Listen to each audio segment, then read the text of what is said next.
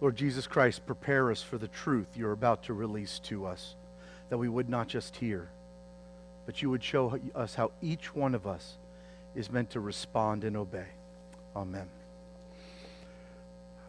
I'm sure most of us here, maybe not all of us, but most of us here have at least seen, if not played, that game Jenga. Do you remember it? Where it starts as a giant tower and you have to push the little pieces out and whoever makes it fall down loses. Well, I don't know if you know this, but they actually make a 4-foot Jenga now. Stands about yay high, and so it makes for a mighty crash. And so obviously the goal is to continue to move the pieces, but as you move the pieces out, does it fortify the structure? No, it makes it weaker and weaker and weaker. And that's what we see here in the book of Joel, where God is helping the people recognize that things have gotten into their lives and into their own spiritual strength, if you will, their own spiritual towers, where things and sin and different things have pushed parts of it out, making it more and more wobbly. In fact, the response by Joel is, he says, here is what the elders should do. For the great locust and the swarms have left, and the great locusts have eaten all that's there. What the great locusts have left, the young locusts have eaten. What the young locusts have left, the great locusts have eaten. Now, I don't know about you. I didn't know there were that many different locusts. Anybody else have a locust degree? No, I did not. And you can break it down, and the Hebrew means swarming and eating and all this different stuff. But what matters is that there is locusts in our lives that want to devour, sinful attitudes, things around us that want to tear down the building that is our spiritual lives. And there comes a time when we're meant to step back and let God begin to rebuild what we need rebuilt within us. And that's what the 40 days of Lent truly is all about. It's about purposely taking time away with God outside of the norm of our daily lives. I don't know about you, but when I was growing up, I was not the best as a teenager of keeping track of my bank account. In fact, I looked at it very rarely. So what happened? You put the money in, and then you start spending, but you don't always realize how much you've spent, right? $5 here, $10 here. Next thing you know, you go to run your card, and what happens? And you're like, I thought I had money, because I didn't spend the time to look at what was in there. This is a time, friends, for us to take a moment and let God show us what is inside of us. Now, we can be stoic and we can be to ourselves and we can separate ourselves and say, you know, I think I'm fine the way I am, and every one of us has that right and that opportunity. But if we truly want God to restore and revive what is in our lives, we must give Him opportunity to rebuild us again. Show us the areas where the things have been knocked out, areas of sin, areas of unforgiveness, of bitterness that we hold, anger that we might hold towards somebody, various things we know exist in us and perhaps others don't. And it's in these times that God can do something wonderful and take us to the place where we do celebrate the Easter triumphal moment together. And so as I was looking through this, I noticed that there's a point in this scripture in Joel where he grabs on to the people's attention and he says, blow the trumpet in Zion, sound the alarm on his holy hill. And I ask you truly, what does it take for the Lord to speak to you and I to awaken us to our great need of having Him transform us during this Lenten season? What does it take for Him to shake us up enough, for us to care enough about Him? Because that's why we do it, right? It's not about a self-help program, right? Okay, I yell a little less. That's good, I guess, for my wife and kids. You know, I'm trying to fix this. Maybe I shouldn't gossip as much. But we do it because those things harm and hurt our Father in heaven. And our desire to want not just please Him, but love Him with our life together is why we are called to do this. And He sounds the trumpet in our lives during the Lenten season, friends. Now, we can ignore the trumpet, right? You can blow the trumpet, blow and blow and blow, and we can just ignore that sound. Or we can respond right now and say, Lord, your servant is here. Speak to us.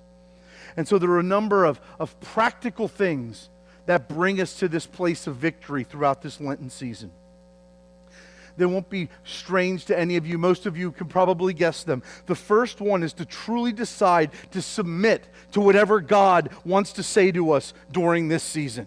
It's a yielding of our choices and our desires to His. In fact, the Apostle James says it well. He says, you must submit yourselves to God. You resist the devil and he'll flee. And then come near to God and He comes near to you. But in that process, He tells us it's not easy. He says you have to wash your hands, you sinners. Purify your heart, you double-minded. Grieve and mourn and wail. Change your laughter to mourning. Humble yourselves. But after all of that, you know what He says? Humble yourselves and He will lift you up. If you have ever longed either for a spiritual place that you knew was possible or maybe even wondered was possible because we feel like we're living down here, God is saying the first key step is submission and humility to Him. Two terms that are very uncomfortable to all of us, but necessary for spiritual growth. And so the first step to being rebuilt is simply to admit, okay, God, you sounded your trumpet. I need to listen to you and I submit. The second is to, and I find this to be one of the hardest ones personally, you can decide for yourself, to invite the conviction of the Holy Spirit. That's hard. Because that's not just saying, you know, God, if you want to tell me I'm doing something wrong, I'll listen and we'll just see. Because we have an ability to block Him out and that stuff, don't we, at times? But when we purposefully take time throughout this Lenten season, we say, Lord, I am inviting your Holy Spirit to convict me. In the book of John, it says this, one of the Spirit's main jobs is to convict the world of sin. And so we are inviting the Holy Spirit to come and bring conviction into our lives. It's interesting, King David wrote in Psalm 32. Many believe this was not long after he had committed adultery and murder with Bathsheba. And he said, when I kept silent, it felt like my bones were wasting away. Through my groaning all day long, for night and day, your hand was heavy upon me. My strength was sapped as the heat of summer. I offer to you tonight that sometimes the weight of life seems overwhelming because we are not allowing ourselves to turn back and listen to what the Lord is saying to us. And we don't realize necessarily that we're wrestling or fighting with Him. We just know that the weight of life is absolutely overbearing for us. And David, who was king at this time, felt the exact same thing, which means no matter what our background, who we are, what our age, whatever, what makes up who we are, we can all experience this. And so as we submit to God, we then must invite His conviction to come and transform us. In Joel chapter 2, God says, even now declares the Lord, if you return to me with all your heart, with fasting and weeping and mourning. I saw a sermon title and listened to it by a old-time pastor. I don't know why. I tend to like old-time pastors. Seems like the ones that are dead preached really good. and he preached back in the 70s and 80s before he passed. His name was Leonard Ravenhill. And he wrote a sermon with the title, We've Forgotten How to Weep. And it reminded me that we can get so caught up in the stuff that we're doing, a lot of good stuff, great stuff that we're doing. But within that, we have to learn to embrace what God is working through us, seeing people the way He sees them, being broken the way He was broken. What's the shortest verse in the Bible?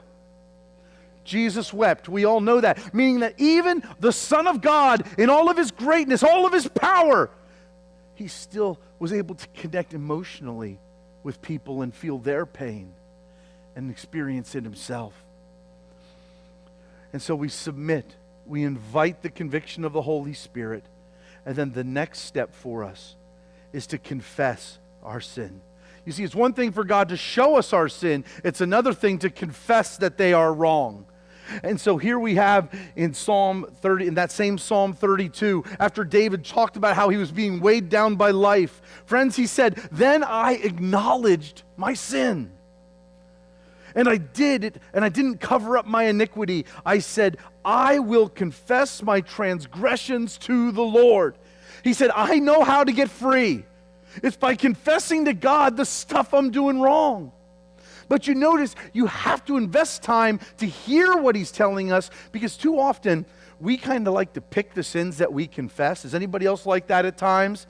God, I definitely got angry there. That was a problem. I'm sorry about that. He's like, yeah, but I want to show you this over here. I know you do, God, but this is the one I want to confess today. Am I the only one? No, when he likes to show us things, sometimes we like to kind of push them away. But here we acknowledge our sin and we experience what it's like to confess our sins to God. And then the next step might surprise you. The next step after submitting and then inviting conviction and confessing is to repent. And you might stop and say, well, isn't confession and repentance the same thing? Well, let me ask you, if my son every day goes into my daughter's room and just wrecks it just for the fun of it, and I call him downstairs and I say, okay, what did you do? Notice I didn't say which son. So I say, what did you do? And they say, yeah, I confess, I did it. I'm the one that did it. But then he goes about every other day after that all week and does it again. Has he repented? Has he confessed? Yes. See, we like to stop at confession. Lord, yes, I know I'm doing wrong, and maybe someday I'll change it. No, friends, this is the season, the Lenten season, to let him work on those mindsets that we have. Even things like self-hatred.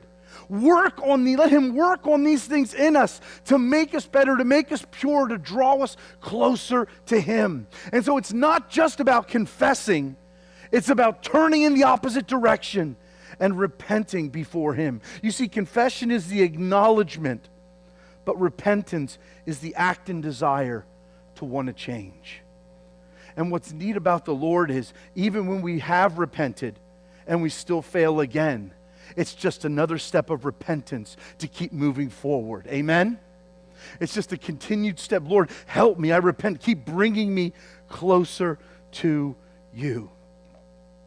And so in the book of Joel, after he talks about, God says, rend your garments, or rend your heart and rend your garments. Return to me. He's saying don't just physically change, but there's got to be something changed on the inside. And only God can do that. But we invite him to do it in our lives. And so after we've submitted, we've invited the conviction of the Holy Spirit, we confessed our rebellion to him, and we've sought to repent and turn from our wickedness. The final step is a beautiful step, friends. The final step is one of the joys of this whole process. For after these steps, we get to enjoy what restoration to Jesus is really all about. We get to enjoy what it means to be reconnected with our Savior, our God, and our King. To experience his joy overflowing. To experience the compassion and kindness of knowing he has forgiven everything that we have done against him. And to experience the lightening and the lifting of our spirits when once we felt weighed down and tormented by those very things.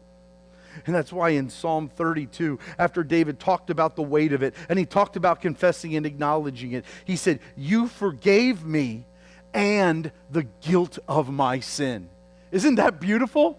He didn't just know that God forgave him, but even the weight and the knowledge of knowing what he did, he knew that it had evaporated. He might still remember it at times, but he doesn't remember it as something he lives with, but as something he was delivered from. You see, too many of us, and I'm with you. Wouldn't it be great if this week, or if today was Ash Wednesday and Sunday was Easter? You know, we could just skip through Lent, skip through all that stuff. Let's just get to the good stuff, right? And let's just start praising the Lord. I'll be there at your property, 7 a.m. Easter morning service this Sunday. Sound good? And we'll just go right to it. That's a new church movement we could know, because there's a purpose behind the process of God delivering, of God setting free, so that when we get to Easter, there is a hallelujah shout, and we can look back on where we were on this day and say, God, you have begun and continued the process of making me different. Lord, you have helped me now not to slander that person as much whenever I hear their name. You have helped me not to gossip and be angry at people that I usually get angry at. God, you have helped me not be jealous of what other people have and I don't. How he can dig into all these parts of our life and set us free from those things. And I want to just finish by being very clear. It is a work of God in our lives. We simply are yielding to him to allow the process to happen. Does everybody understand? This isn't I'm going to do it, I'm going to get better. No, the moment we try to do it in our own strength, God usually makes it pretty aware that is not a wise decision. Right? But we do come and complement what he's doing by yielding to the work he wants to do in our lives. And just a last illustration to think about. The biggest structure or tower in the world is found in Dubai. And I am going to butcher the name of it. Somebody smarter than me can feel free to help me out with this. It's called something like the Burj Khalifa. You got that? Does anybody know how to pronounce it correctly? Well, then I just pronounced it correctly. And so. But let me tell you about this structure. This structure is 2,722 feet high. That's big, isn't it? That's a big structure.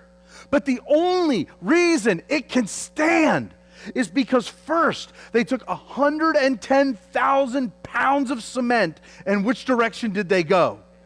Down 164 feet to build the foundation and the structure.